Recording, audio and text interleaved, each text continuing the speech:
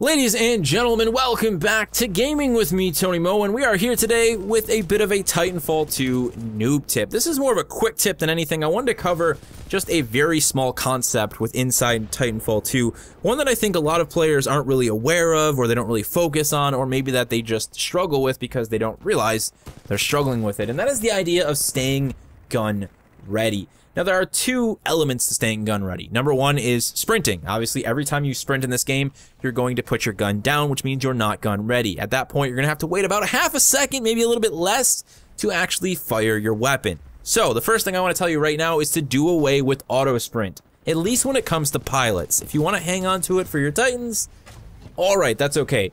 But when it comes to pilots, just drop the auto sprint. Auto sprint in Titanfall 2 doesn't have a delay option like it did in Titanfall 1, so you instantly start sprinting, which means every time you walk more than like half an inch at a quarter of speed, your character starts sprinting, which means you are putting yourself out of gun readiness.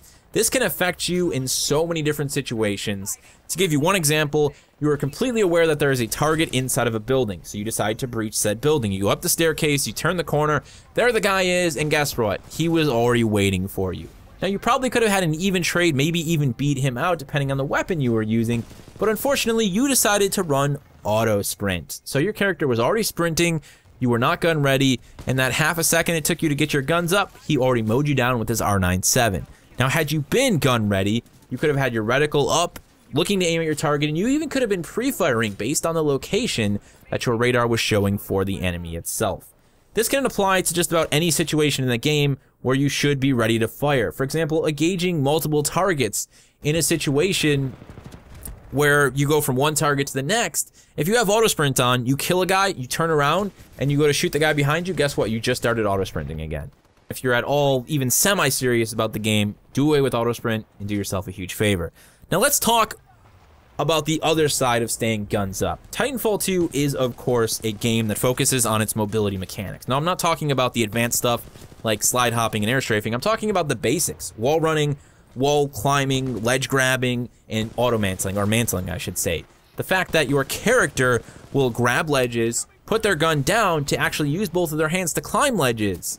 You're making yourself no longer gun ready in those situations. There is a way to avoid these situations, though. They don't just happen on a whim. They happen anytime you don't jump high enough to clear a ledge. Let's take a look at a scenario, though, in which you're pretty much forced to wall climb to engage a target directly. We're on Colony. We've got a target up on the top of this building here. I want to run straight up the side of this building and engage this target immediately. Now, if I do that and go for a double jump, I'm going to grab the ledge. The guy is definitely going to hear me. The pilots in this game make an absurd amount of noise, and if you're a reasonable player playing with a headset, you're going to hear that guy. You're going to turn around, he's going to be climbing up the ledge, and you're going to blast him in the face. I do it to players all the time. They don't really consider how to get from one elevation to the next. They just go for it. They end up wall grabbing, they end up ledge climbing, and they put themselves in situations where they're severely exposed. They can't fire back on me, and I can shoot at them all day long, and they have next to no defense. So one alternative in this situation, if you still wanted to hit this building head on, is to do a reverse wall jump. So you're going to double jump, and then just as you're about to get to the top of that building, you're actually going to hold back and jump off the building. That's going to allow you to propel yourself into the air to engage the target. Now, you may not be able to get a kill shot on the target, but you've still put rounds on target, you've damaged them now, you've engaged them, you've flustered them, and now you can disengage safely because you're already falling off the building, which means you can relocate, re-engage that enemy from a different angle, and your chances of success are going to be far better. Now, that's one way to do it. Another way to do it would be to reconsider your approach entirely. There are other ways in which you can get on top of most of the buildings in the game. Most buildings have other objects, other obstacles that connect them that you could navigate to basically slowly change your elevation until you're at the same playing field as the target you're looking to engage. So rather than having to mantle late to engage the target, you can get on their level and then navigate from rooftop to rooftop, say, to then engage that target. So you really want to think outside of the box. A lot of people just go straight for it. They try and climb straight up that building, straight up that one ledge. They get stuck wall climbing. They get stuck in a situation where they have to jump back to recover, to try and, save themselves, when they could have just went 2 buildings over, linked a wall run to a wall run to get the height advantage, completely cleared the building, didn't have to grab, didn't have to mantle. Now they're eye level with their target and they can pursue their target and go for the elimination. The same thing happens at ground level. You're running around, you're grabbing small ledges here and there.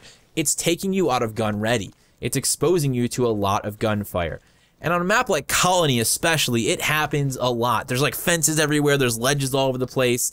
That's one of the harder maps, and I think it's a great map to actually practice on. I mean, you just go on Colony and navigate from one side to the other, cutting your way through the city, you know, going from roof to roof, trying to find the best routes to get from ground elevation to the rooftop elevation without ever having to actually wall grab. The more time you spend guns up, the less time you're going to spend dead. It's as simple as that. There's a very clear connection between those things. Guns ready means more kills, means more opportunities to defend yourself with firepower. It means less time spent grabbing ledges, less time exposed to enemy fire. That's really all there is to say, guys. It's not a complex topic. It's just something you really need to be conscious about. Much like everything in competitive first-person shooters, it's all about how you look at the game, and it's all about making realizations and saying, wow, yeah, that's right, I do that a lot, and you know what, that does actually get me killed. So how can I compensate for that?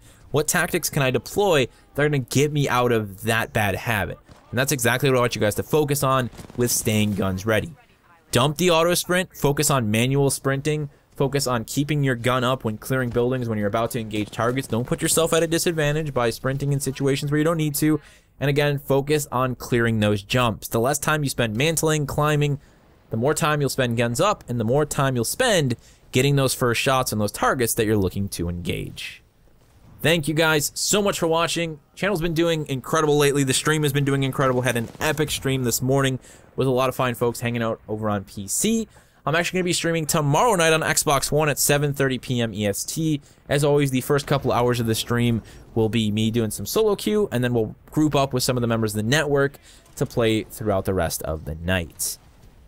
As always, remember to play smart, remember to play to challenge yourself, but most importantly, remember to play for fun.